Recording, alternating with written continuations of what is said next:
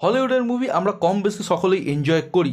Mad max, Star Wars, তার অথবা matrix এই ধরনের মুভি আমাদের সকলের খুব পছন্দের। ঝাঁ চকচকে ভিএফএক্স, দুর্দান্ত স্ক্রিন প্লে, টান টান অ্যাকশন এবং উত্তেজনায় মোড়া হলিউডের ফ্যান আমরা প্রত্যেকেই। কিন্তু কোনোদিন কি আমরা ভাবতে পেরেছি আমরা ইন্ডিয়ান ফিল্ম ইন্ডাস্ট্রি থেকে যারা বিলংস করেছি তারা হলিউডকেও একদিন সমানে সমানে টক্কর দেবো? কিন্তু আমরা ভুলে গেছিলাম আমাদের মধ্যেই একজন ডিরেক্টর আছেন যার নাম নাগ আজভিন। তিনি কিন্তু স্বপ্ন দেখে ফেলেছেন এবং সেই স্বপ্নটাকে বাস্তবায়িত করার নামই হলো কালকি 2898 এডি। এবার এটা সাহস না দুঃসাহস সেটা নিয়ে আজকে কথা বলবো। তার আগে আমি মিঠুন তোমাদের সবাইকে স্বাগত জানাই তোমাদের নিজস্ব প্ল্যাটফর্ম মিঠুন মুভি জাদুতে। গুরুজনদের জানাই আমার প্রণাম, ছোটদের জানাই আন্তরিক ভালোবাসা এবং শুভেচ্ছা। সঙ্গে থাকো, দেখতে থাকো মিঠুন মুভি জাদু। কালকি 2898 এডি পরিচালক নাগ আজভিনের 600 কোটি টাকার প্যাকেজিংয়ে মোড়া একটি অভিনব প্রচেষ্টা।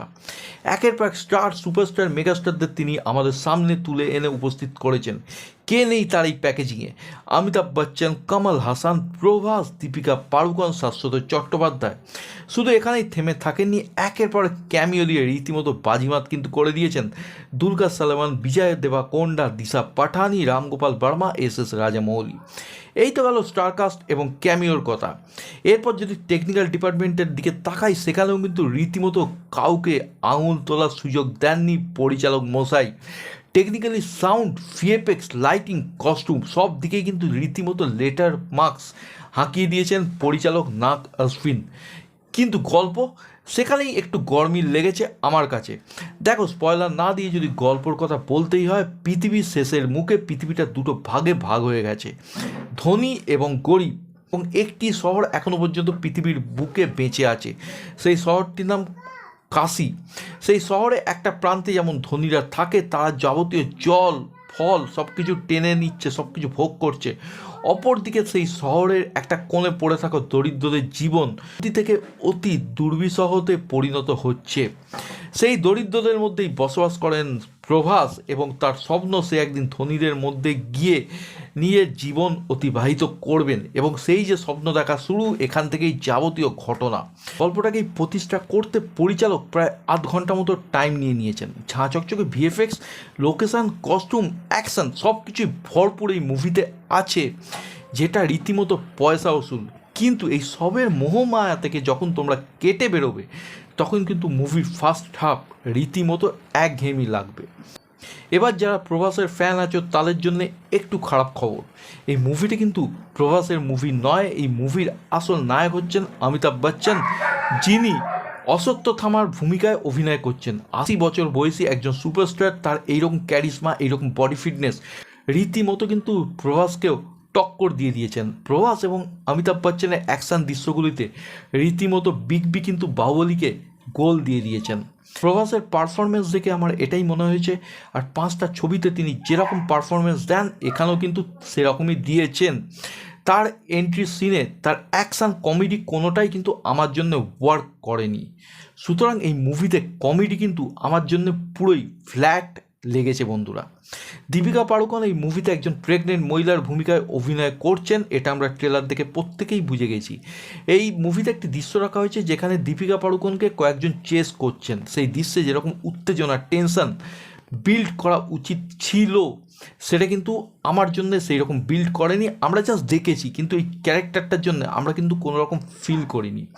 কমল হাসানকে এখানে দুটো দৃশ্যে রাখা হয়েছে, নেগেটিভ চরিত্রে তিনি অভিনয় করেছেন এবং দুটো দৃশ্যেই তার পারফরমেন্স রীতিমতো ফাটাফাটি। শাশ্বত চট্টোপাধ্যায় আমার অত্যন্ত একজন প্রিয় অভিনেতা।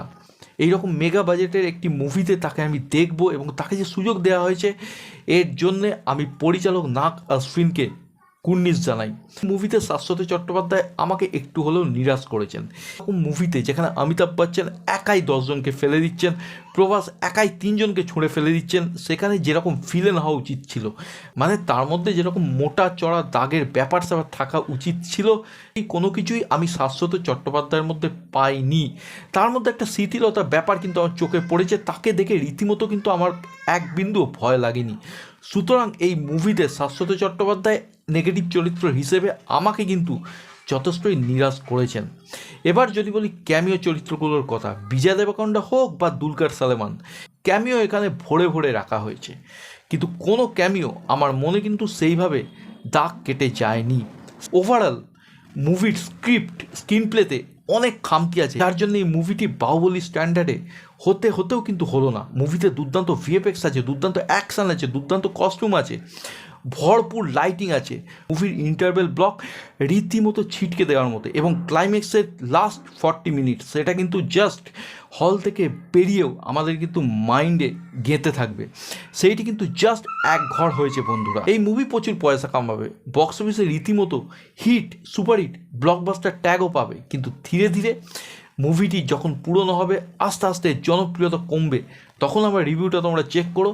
আমি যে কথাগুলো বললাম তখন হয়তো তোমাদের কাছে একটু প্রাসঙ্গিক মনে হলেও হতে পারে। মাইথোলজি এবং সায়েন্স ফিকশনের অদ্ভুত মেলবন্ধন, রিভিউয়ারদের অকারণে খুশি করার প্রচেষ্টা না করা, এইগুলোই হচ্ছে এই মুভিটির প্লাস পয়েন্ট, এবং এই জন্যেই পরিচালক নাগ অশ্বিনকে আমি কুর্নিশ অবশ্যই জানাতে চাই। তিনি এই দুটোর মেলবন্ধন অত্যন্ত সার্থকভাবেই করেছেন।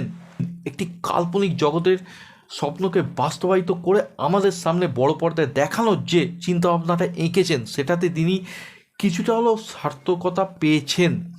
তিনি তার প্রচেষ্টায় কোনো রকম খামতি রাখেননি, কিন্তু এই ঝাঁ চকচকে ভিএফএক্স, ঝাঁ চকচকে কস্টিউম, লাইটিং, এই সবের মধ্যে যদি আরেকটু স্ক্রিন প্লে, আরেকটু চিত্রনাট্যর দিকে তিনি নজর রাখতেন, তাহলে আমাকে হয়তো এই কিঞ্চিত অভিযোগগুলো করতে হতো না।